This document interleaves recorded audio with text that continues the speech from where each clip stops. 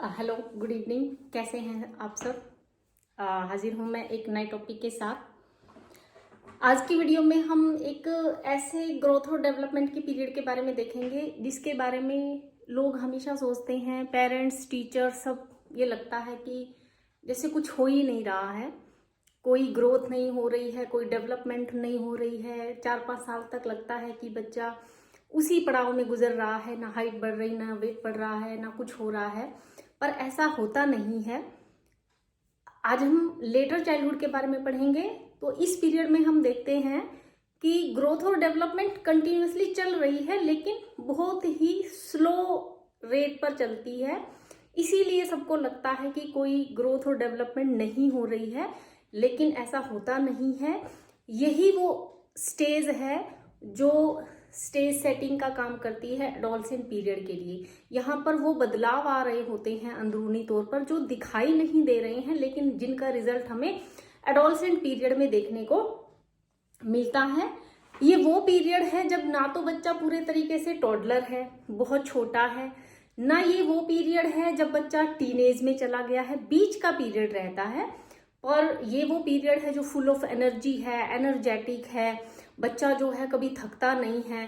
तो आज हम देखेंगे कि फिजिकल जो करेक्टरिस्टिक्स हैं इस स्टेज में वो किस किस तरीके से डेवलप होती हैं, क्या क्या फिजिकल करेक्टरिस्टिक्स हैं लेटर चाइल्डहुड में, कैसे कैसे बच्चा जो है वो डेवलप हो जाता है। तो चलिए शुरू करते हैं हम अपना आज का topic, characteristics of physical development in letter childhood. यानी कि जो बाद की जो बाल्यावस्था है उसमें किस तरीके की शारीरिक विशेषताएं होती हैं। इसको हम गैंग एज भी बोलते हैं, इसको हम स्कूल एज भी बोलते हैं, इसको प्री पबर्टल पीरियड भी बोला जाता है। ठीक है। ग्रोथ और डेवलपमेंट बहुत ही स्लो। सो फर्स्ट कैरेक्टरिस्टिक क्या है? Growth continuous but slow and steady pace. वृद्धि जो है, जो शारीरिक वृद्धि है वो लगातार हो रही है, लेकिन बहुत ही स्लो स्पीड से, बहुत धीमी है, स्टीडी है। ऐसा लग रहा है कि रुक गई है पर रुकती नहीं है, लेकिन लगातार चलती रहती है। Slow increase in height and weight. इसमें बच्चे की जो लंबाई है और भार है उसमें बहुत ही धीमी गति से बढ़ोतरी होती है। Shedding of milk teeth and growth of permanent teeth by the age of 6 साल की उम्र से परमानेंट टीथ आने शुरू होते हैं और 11 साल की उम्र तक आते आते लगभग सारे परमानेंट टीथ जो हैं वो आ जाते हैं। इस उम्र में दूध के दांत गिर जाते हैं और जो परमानेंट दांत है, जैसे हमारे जो अभी हैं, वो इस उम्र से हमारे पास आए हुए हैं। और जब ये परमानेंट टीथ आते हैं तो इसकी वजह से क्या होता है, हमारा जो ये मुंह है इसकी शेप बदल जाती है। फ्लैटनिंग ऑफ हेड, जो हमारा माथा है ये फ्लैट हो जाता है। उससे पहले हम देखते हैं कि माथा आगे की तरफ निकला हुआ होता है, लेकिन इस उम्र में आकर माथा जो है वो फ्लैट हो जाता है। Fine motor skills improve greatly. जो फाइन मोटर स्किल्स हैं, फाइन मोटर जहां पर आई हैंड कोऑर्डिनेशन की जरूरत है, जिनमें स्मॉल मसल्स इन्वॉल्व होते हैं, वो यहाँ पर बहुत तेज गति से बढ़ रही होती हैं। इसमें इसे पहले में हमने देखा था ग्रॉस मोटर ज्यादा बढ़ती हैं, यहाँ पर फाइन मोटर स्किल्स भी बहुत तेज गति से बढ़ती हैं। और क्योंकि फाइन मोटर स्किल्स तेज गति से बढ़ती हैं तो उसकी वजह से क्या होता है, बेटर आई हैंड कोऑर्डिनेशन होता है। फाइन मोटर स्किल्स इंप्रूव होने की वजह से बच्चा लिख सकता है, साफ सुथरा लिख लेता है। ड्रॉ पिक्चर्स ड्रॉ कर सकता है। And can perform precise task. और जो छोटे छोटे मुश्किल से काम होते हैं उनको भी काफी अच्छे तरीके से अब वो कर लेता है। ठीक है। Children can perform more complex physical activities. Children can perform more complex physical activities, for example running, jumping, swimming, climbing. ये क्यों होता है? Gross motor skills in early childhood, gross motor skills later childhood में gross motor skills भी तेज गति से वृद्धि होती है। और ग्रोस मोटर स्किल्स यानी कि जो लार्ज मसल्स हैं, जब उनकी स्ट्रेंथ और एंड्योरेंस बढ़ता है तो बच्चा मुश्किल से मुश्किल काम जैसे कि रनिंग, जंपिंग, स्विमिंग, क्लाइंबिंग ये करना शुरू कर देता है। इस पीरियड के बारे में कहा जाता है कि when a child never walk when he can run, he never run when he can jump. तो इतनी फिजिकल स्टैमिना है। तो ग्रॉस मोटर स्किल्स और फाइन मोटर स्किल्स दोनों ही बहुत तेज गति से यहाँ पर बढ़ रही होती हैं। Body becomes more proportionate and body fat decreases. जो बॉडी है वो प्रोपोर्शनेट हो जाती है तो क्या होता है, लेग्स लेंथन हो जाती हैं,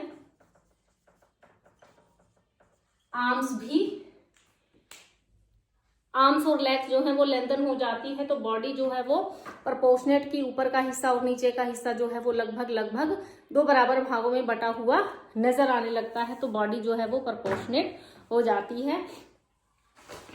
और देखेंगे हम कि कौन कौन सी जो कैरेक्टरिस्टिक्स हैं वो डेवलप हो जाती हैं बच्चे के अंदर।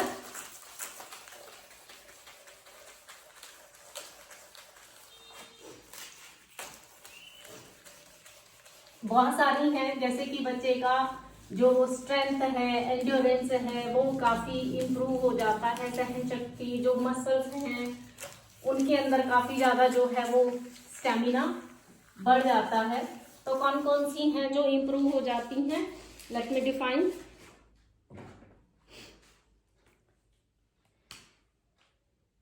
Increase in strength and endurance. Strength ताकत और एंड्योरेंस जो है वो सहन शक्ति जो है वो बढ़ जाती है। और इसके अलावा क्या हो जाता है, मसल्स, फिर इसमें क्या होगा, increase in strength and endurance.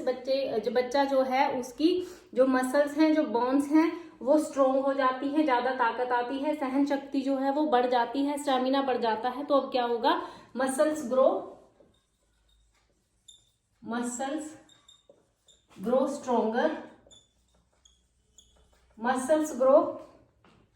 Stronger, physical stamina and energy increases. Physical stamina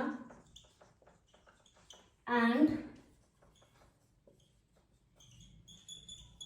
energy increases. Physical stamina और जो एनर्जी है वो भी इंक्रीज होनी शुरू हो जाती है। Strength temporarily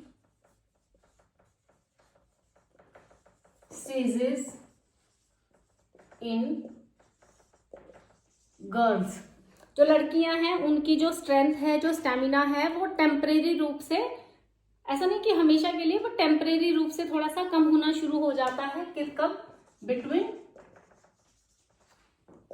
11 to 13। क्यों होता है, क्योंकि हमने इसको प्री पबर्टल पीरियड कहा है, तो ये पबर्टी की स्टेज सेटिंग है, जिसकी वजह से यहाँ पर लड़कियों की जो स्ट्रेंथ है वो घटनी शुरू हो जाती है। तो हम ये देखते हैं कि यहाँ पर इस उम्र में लड़कियां जो हैं वो 11-13 साल की उम्र तक आते आते ज्यादा भाग दौड़ वाले खेल खेलना पसंद नहीं करती हैं।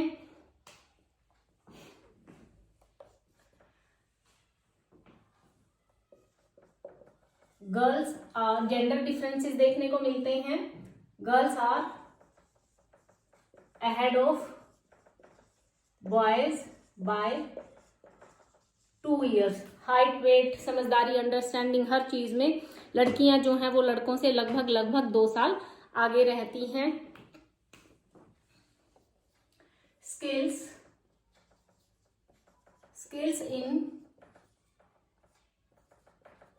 Skills in performing tasks, especially with hands increases। Skills बढ़ जाती हैं तो ज्यादा हम देखते हैं कि फाइन मोटर स्किल्स काफी इंप्रूव हो जाती हैं। तो फाइन मोटर स्किल्स इंप्रूव होने की वजह से बच्चा जो है वो खास तौर से जो हाथों से काम होते हैं, जो बारीक काम होते हैं, उनको करने में निपुण हो जाता है। पोस्चर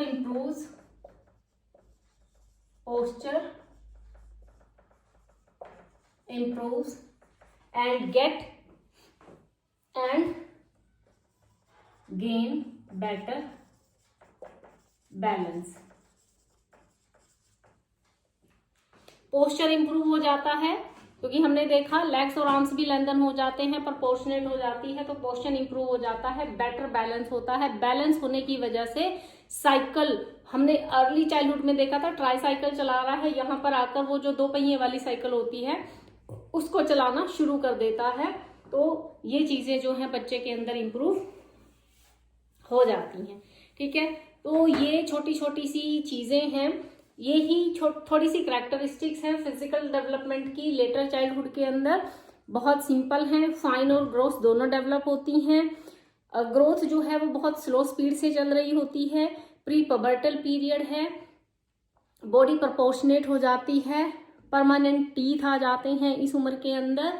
और गर्ल्स जो हैं 11 से 13 साल की उम्र तक आते आते उनकी जो स्ट्रेंथ है, स्टेमिना है, वो थोड़ा सा कम हो जाता है। ठीक है, समझ में आ गया आपको? हर स्टेज की ऐसे ही कैरेक्टरिस्टिक्स हैं। हमने इन्फेंसी का देखा, अर्ली का देखा, अब लेटर की physical characteristic. In the next video I will tell you physical characteristics in adolescence period. ठीक है, ओके, थैंक यू।